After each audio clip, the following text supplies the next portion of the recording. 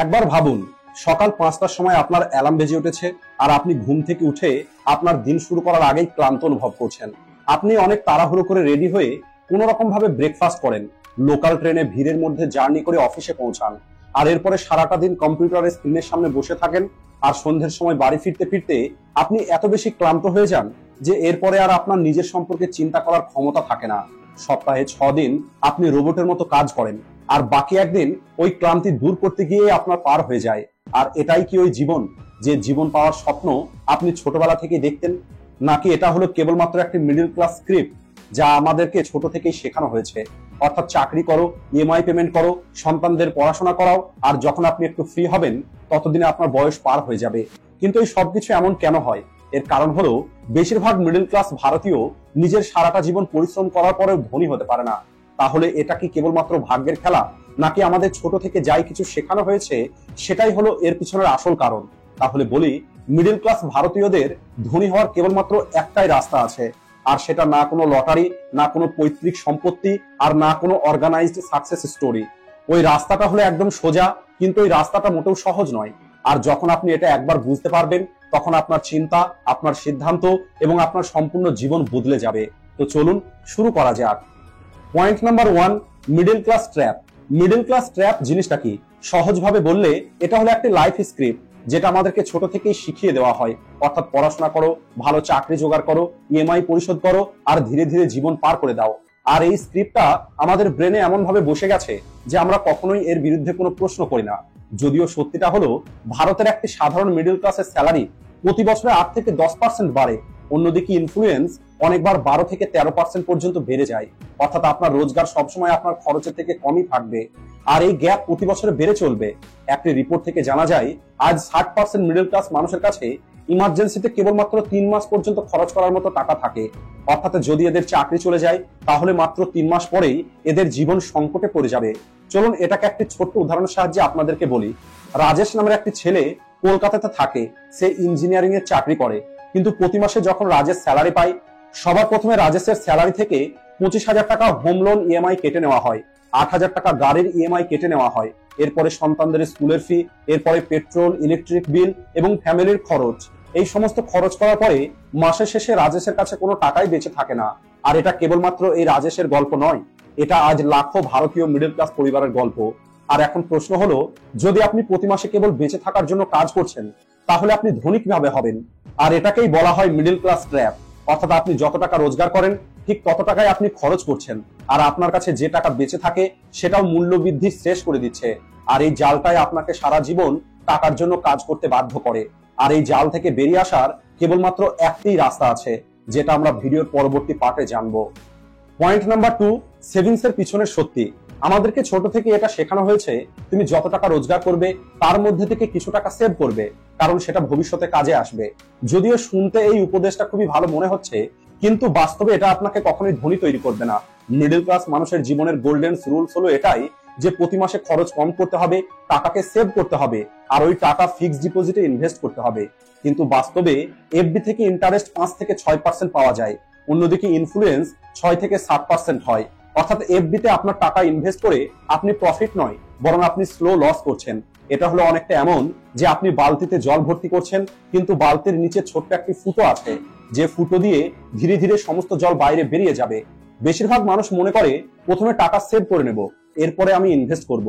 আর দেখা যায় 5-10 বছর পার হয়ে যায়, তারপরে ওরা ইনভেস্ট করা শুরু করে না। আর এর পিছনের কারণ হলো, এদের খরচ সবসময় এদের রোজগারের সমান হয়ে থাকে। আর যখন এদের স্যালারি বাড়ে, তখন এরা এদের খরচও বাড়িয়ে নেয়। অর্থাৎ এরা এদের মোবাইল আপগ্রেড করে নেয়, নতুন গাড়ি কিনে নেয়, অথবা বাড়ি ইনোভেশন করিয়ে নেয়। আমরা সেভিংস করার প্ল্যান তো তৈরি করি, কিন্তু হ্যাবিট তৈরি করি না। আর এই কারণেই এখন আমি আপনাদের স্মার্ট সেভিংস এর ফর্মুলা বলবো, আর এটা একটু মনোযোগ দিয়ে শুনবেন। কোন রকমের ইনভেস্ট না করা ও সেভিংস না করার অর্থ হলো আপনার গাড়িতে পেট্রোল না ভরা। আবার অন্যদিকে কেবল সেভিংস করা কোন রকমের ইনভেস্টমেন্ট ছাড়া, যেন আপনি আপনার গাড়িকে কেবল পার্ক করে রেখেছেন। তাই আপনাকে যেটা করতে হবে, আপনার রোজগারের 20 থেকে 30% ইনভেস্ট করা শুরু করতে হবে। আপনি এসআইপি তে ইনভেস্ট করতে পারেন, মিউচুয়াল ফান্ড, স্টক অথবা ইটসে ইনভেস্ট করুন। আপনি আপনার 3 থেকে 6 মাসের ইমার্জেন্সি ফান্ড আলাদা করে রাখুন, আর বাকি টাকা আপনি আপনার শখের জন্য খরচ করুন। আপনি আপনার লাইফটাকে সিম্পল রাখুন, অতিরিক্ত কমপ্লিকেটেড করলে আপনার জীবন কেবলমাত্র একটি ক্যালকুলেশন হয়েই থেকে যাবে। আর এখন আমি আপনাদের ছোট্ট একটি এক্সাম্পল দিচ্ছি, একটু ভালোভাবে বোঝার চেষ্টা করুন। রবি এবং অর্জুন দুজনের স্যালারি হলো 40,000 টাকা। রবি প্রতি মাসে 5,000 টাকা সেভ করে সেটা এফডি তে ইনভেস্ট করে, অন্যদিকে অর্জুন প্রতি মাসে 5,000 টাকা এসআইপি তে ইনভেস্ট করে। আর 15 বছর পরে রবির কাছে ছিল মাত্র 13 লক্ষ টাকা, অন্যদিকে অর্জুনের কাছে ছিল 28 লক্ষ টাকা। যদিও দুজনেই একই অ্যামাউন্ট সেভ করেছে, কিন্তু পার্থক্যটা হলো দুজনে কোথায় ইনভেস্ট করেছে। তাই আপনার সেভিংস করাটা হলো গুরুত্বপূর্ণ, কিন্তু তার থেকেও গুরুত্বপূর্ণ হলো সেভিংসকে সঠিক জায়গায় ইনভেস্ট করা। কারণ টাকা কেবলমাত্র সেভ করে বাড়বে না, বরং আপনাকে আপনার টাকাকে কাজে লাগাতে হবে। পয়েন্ট নাম্বার 3, কেবলমাত্র একটি রাস্তা।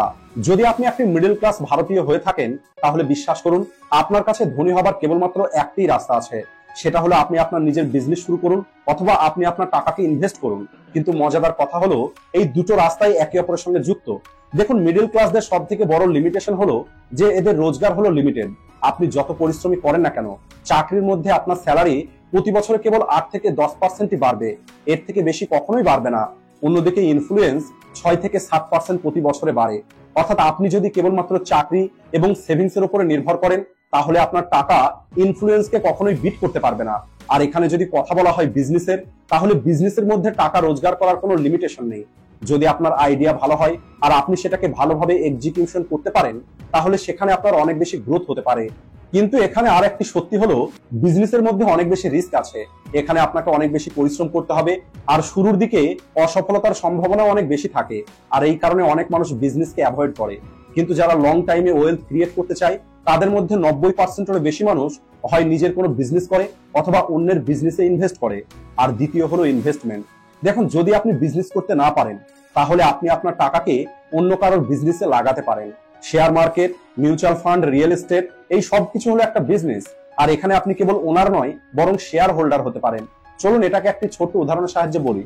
রবি এবং সমীর দুজনেই মিডল ক্লাস পরিবারের ছেলে। রবি চাকরির সঙ্গে সঙ্গে প্রতি মাসে 5,000 টাকা মিউচুয়াল ফান্ডে ইনভেস্ট করা শুরু করে, আর সমীর নিজের একটি ছোট্ট অনলাইনে স্টোর শুরু করে। আর যে প্রফিট হয়, সেই প্রফিটটাকে পুনরায় বিজনেসে রিইনভেস্ট করে। আর 10 বছর পরে রবির কাছে একটি স্ট্রং ইনভেস্টমেন্ট পোর্টফোলিও ছিল, যা রবিকে প্যাসিভ ইনকাম রোজগার করে দিচ্ছিল। অন্যদিকে সমীরের বিজনেস আজ এত বেশি গ্রো হয়ে গেছে যে এখন সমীর অন্যদেরকে চাকরি দিচ্ছে। দুজনেই আজ ফাইন্যান্সিয়ালি ফ্রি হয়ে গেছে। এর কারণ এরা দুজনেই খুব দ্রুত শুরু করেছে এবং কম্পাউন্ড গ্রোথের লাভ উঠিয়েছে। অর্থাৎ মিডল ক্লাস ভারতীয়দের জন্য ওয়েলথ তৈরি করার রাস্তাটা পরিষ্কার। সেটা হলো রিস্ক নিয়ে কোনো না কোনো বিজনেস শুরু করতে হবে, অথবা ইনভেস্ট করে নিজের টাকাকে কাজে লাগাতে হবে। আর সব থেকে ভালো অপশন হলো এই দুটো কম্বিনেশন। অর্থাৎ রোজগার বাড়ানোর জন্য কাজ করে বিজনেস, আর ওয়েলথকে মাল্টিপ্লাই করার কাজ করে ইনভেস্টমেন্ট। আর আমি জানি এখন আপনারা কি চিন্তা করছেন। আপনারা হয়তো ভাবছেন, যদি এতটাই সহজ হতো তাহলে সবাই এটা কেন করে নিচ্ছে না। তাহলে এই প্রশ্নের উত্তরটা আপনারা পরের পয়েন্টেই পাবেন। পয়েন্ট নাম্বার 4, কেন বেশিরভাগ মানুষ ফেল হয়ে যায়। আপনি একবার সততার সঙ্গে চিন্তা করে দেখুন, আমাদের মধ্যে কতগুলো মানুষ ধনী হতে চায়। হয়তো 100 জনের মধ্যে 99টা মানুষ বলবে যে হ্যাঁ, আমি ধনী হতে চাই। কিন্তু সত্যিটা হলো বেশিরভাগ মানুষ কখনো ধনী হতেই পারবে না। আর এর পিছনে সব থেকে বড় কারণ হলো খারাপ অভ্যেস এবং খারাপ চিন্তা। দেখুন, ধনী হওয়ার প্রসেস কোনো রকেট সায়েন্স নয়। কনসেপ্ট একদম সিম্পল। আপনি আপনার আর্নিং কে বাড়ান, সঠিক জায়গায় ইনভেস্ট করুন, আর আপনি আপনার টাকা দিয়ে টাকা তৈরি করুন। কিন্তু সমস্যাটা হলো বেশিরভাগ মানুষ শুরুই করে না। অনেক মানুষ বলে এখন আমার রোজগার অনেক কম, আমি পরে শুরু করব। আবার অনেকে বলে প্রথমে আমার এক্সপেন্স গুলো একটু ম্যানেজ করে নিই, এরপরে আমি সেভিংস করব। আর কিছু মানুষ তো কেবলমাত্র ইউটিউবে মোটিভেশনাল ভিডিও দেখে ইন্সপায়ার হয়, আর পরের দিন সমস্ত কথা ভুলে যায়। তাই রিয়ালিটি হলো এটাই, কনসিস্টেন্সির অভাব হলো সব থেকে বড় কারণ। আপনি যত ভালো প্ল্যান তৈরি করেন না কেন, যদি আপনি আপনার ওই প্ল্যানটাকে ফলো করতে না পারেন, তাহলে আপনি রেজাল্ট জিরোই পাবেন। আর এখানে আপনাদের একটা রিয়েল এক্সাম্পল বলি। রাজেশ এবং অমিত দুজনেই একসঙ্গে চাকরি করত। স্যালারি দুজনের একই ছিল। রাজেশ প্রতি মাসে 5,000 টাকা এসআইপি তে ইনভেস্ট করা শুরু করে, আর অন্যদিকে অমিত ভাবে যখন আমার স্যালারি বাড়বে তখন আমি ইনভেস্ট করব। 10 বছর পরে রাজেশের কাছে 12 থেকে 13 লক্ষ টাকার সেভিংস ছিল, অন্যদিকে অমিতের কাছে কেবলমাত্র স্যালারি স্লিপ ছিল। আর একটি কারণ হলো খুব দ্রুত হার মেনে নেওয়া। অর্থাৎ অল্প কিছু ইনভেস্ট করার পরে যখন মার্কেট ডাউন হয়ে যায়, তখন ভয় পেয়ে সবকিছু বিক্রি করে দেওয়া। প্রথম বছরে প্রফিট না আসার কারণে বিজনেস বন্ধ করে দেওয়া। কিন্তু ধনী মানুষগুলো খুব ভালো করে জানে ওয়েলথ তৈরি করার পিছনে ধৈর্য হলো সুপার পাওয়ার। তাই এই কথাটা পরিষ্কার, বেশিরভাগ মানুষ এই কারণে ফেল হয়ে যায় কারণ তারা শুরু করে না। আর যারা শুরু করে তারা কনসিস্টেন্স থাকতে পারে না, আর একটু ভুল কিছু হলেই এরা হার মেনে নেয়। ধনী হওয়ার রাস্তাটা হলো ম্যারাথনের মতো, এটা কোনো 100 মিটারের রেস নয়। আর যারা এই ম্যারাথনে টিকে থাকবে তারাই সবশেষে ধনী হবে। পয়েন্ট নাম্বার 5, শেষ কথা। দেখুন, আজও যদি মিডল ক্লাস মানুষগুলো তাদের চিন্তা পুরোনো দিনের মতোই রাখে, তাহলে তারা পরিণাম পুরোনো দিনের মতোই পাবে। আজ যে স্ক্রিপ্ট আপনার কাছে আছে, অর্থাৎ পড়াশোনা করো, চাকরি নাও এবং ইএমআই পরিশোধ করো আর রিটায়ারমেন্টের অপেক্ষা করো, এই উপদেশটা 1980 সালে হয়তো ঠিক ছিল, কিন্তু 2025 সালে এটা আপনাকে ফাইন্যান্সিয়ালি ফ্রিডম দিতে পারবে না। তাই যদি এখন আপনাকে ফাইন্যান্সিয়ালি ফ্রি হতে হয়, তাহলে আপনাকে আপনার স্ক্রিপ্ট পরিবর্তন করতে হবে। অর্থাৎ আপনি কেবলমাত্র টাকার জন্য কাজ করবেন না, বরং টাকাকে আপনার জন্য কাজে লাগান। এটা শুনতে হয়তো সহজ মনে হচ্ছে, কিন্তু এর পিছনে লুকিয়ে আছে একটি সম্পূর্ণ লাইফ স্ট্র্যাটেজি। অর্থাৎ প্রথমে আপনি শিখুন স্কিল, ফাইন্যান্স এবং মার্কেটের খেলা। এরপরে আপনি রোজগার করুন চাকরি, ফ্রিল্যান্সিং, সাইড বিজনেস অথবা ইনভেস্ট থেকে। আর এরপরে আপনি আপনার টাকাকে ইনভেস্ট করুন এমন কিছু অ্যাসেটের উপরে যা আপনি ঘুমিয়ে থাকার সময়ও আপনাকে টাকা রোজগার করে দেবে। আর এই সাইকেলটাকে বছরের পর বছর রিপিট করতে থাকুন।